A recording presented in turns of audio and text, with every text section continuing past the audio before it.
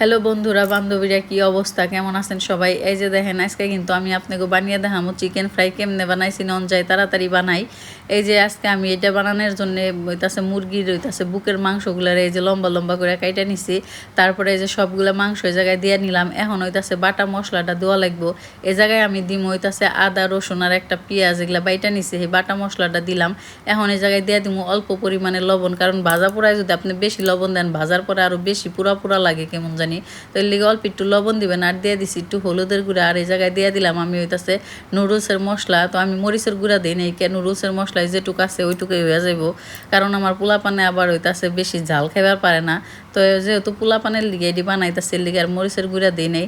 আর এখন এই জায়গায় নিয়ে নিছি হইতাছে শুকনা ময়দা। তো শুকনা ময়দা তো আপনারা চোখেই দেখতেছেন, নিয়ে আবার আমার কইয়া দেওয়ার কি হইলো কন দেখি।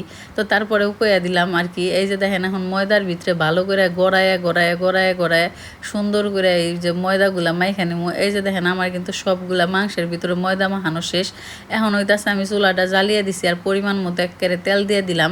এটিরে সুন্দর করে ভাইজা নেওয়ান লাগবো। এখন আমি এই যে দেখেন এই মাহিয়া রাখা মাংসের পিসগুলারে ময়দা দিয়া যে মাহাই রাখছি এই মাংসের টুকরাগুলারে দিয়া দিমু। এই যে আস্তে আস্তে দিয়ে দিমু সবগুলো।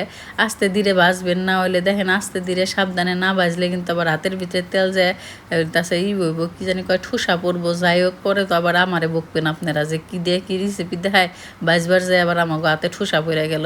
তো যাই হোক সাবধানে উল্টা পাল্টা ভাইজা নিবেন। এই যে দেখেন আমি কিন্তু এমনি করে উল্টা পাল্টা ভাইজা নিতেছি, কি সুন্দর কিন্তু দেখা যাইতাছে। তো এই যে দেখেন এটারে কিন্তু লাল লাল করে ভাইজা নেওয়া লাগবো। এই যে দেখেন আমার এগুলা কিন্তু বাঁচতে বাঁচতে লাল লাল কালার হয়ে গেছে। এখন আমি নামিয়ে নিছি। তো আজকের ভিডিওটা যদি আপনাকে ভালো লাগে তাহলে কিন্তু অবশ্যই একটা লাইক দিবেন আর আমার চ্যানেলটারে সাবস্ক্রাইব করবেন।